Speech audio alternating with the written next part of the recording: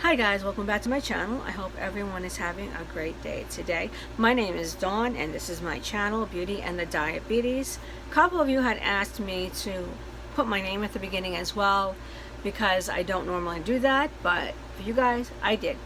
So in today's video, what I wanted to talk about is A1C. Now, I just had my A1C done and I'm not happy about it, and I will explain why, because there's some issues about it that I'll get into that. My A1C I just recently took yesterday and it came back at 5.7. Now you guys are going to say, why are you not happy with that A1C? That's crazy. That's a great A1C. True, it is a great A1C. However, for me, my A1C previously was around between 6.0 and 6.2 for about the past year or so before this one. Well, for me, for it to trend that downward that much means that my lows are going even lower.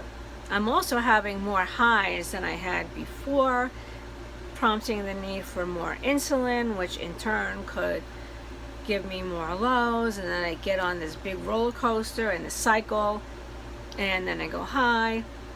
I treat the high with a bolus, go low, treat the low, and it was a mess. It's been a mess, and for me, yeah, I have what, you guys probably know, hypoglycemic unaware.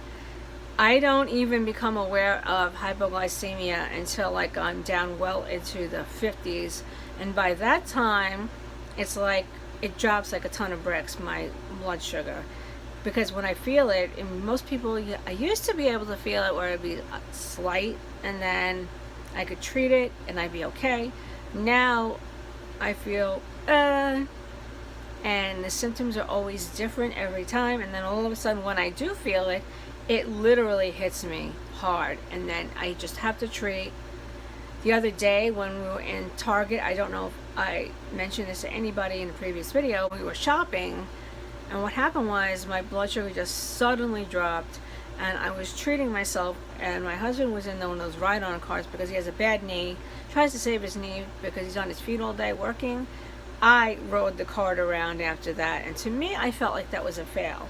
I don't like riding the cart around. I'd rather walk rather than ride, or even if I have a walker, I'd rather use that than a cart, but I needed it because I just could not get my blood sugar to come up. And finally it took well over an hour before it really came up to a normal level. I mean normal, I mean as over 80.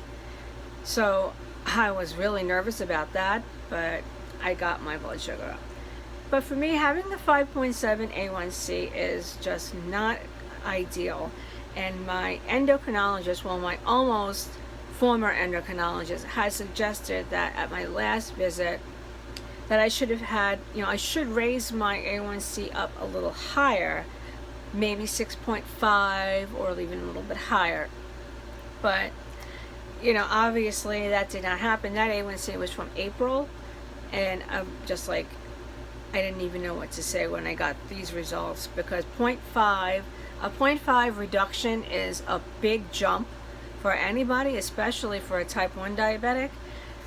So in my opinion, the A1C, it should be subjective, and it really is not a good guideline, especially for someone like me who has a lot of really low lows. But if you have like, a good, good average in between where you can have a 5.7 and you don't need insulin, or you really don't need meds, you're just treating it with diet and exercise, that's a great measure to have if you can sustain it. For me, I just think that to measure everybody in that regard is crazy. That's how insurance companies view us, that if your A1C isn't in control or you're out of control, if you're new and you're trying to trend downwards and you don't know what you're doing, and you have doctors that are just not pleasant like mine, I'm not thrilled about this, which means I better start carrying a whole lot more in the way of treatments with me. Whole lot more in the way of juice boxes and fruit snacks and glucose tablets and whatever, or glucose gel, glucose drinks, anything like that. My blood sugar right now, let me see what it is. Okay, right now my blood sugar is 169 and it's holding quite well, so I hope it stays that way. It doesn't like go up too high or down too low. Some people would say that is too high. For me, it's really not. Let me know your thoughts and opinions on it, or if you have any ideas on, for me, how to raise my A1C to over 6.2, because that's where it was before, and to get it to 6.5, which would be a 0.8 increase. I mean, even with that 5.7, that's about a 117 blood glucose average. So that average is also lots of lows and lots of highs. Okay guys, take care. Have a great day. If you like this video, give it a thumbs up. If you haven't subscribed, please subscribe if you want to. And I will see you all in the next video. Okay guys, take care. Bye-bye.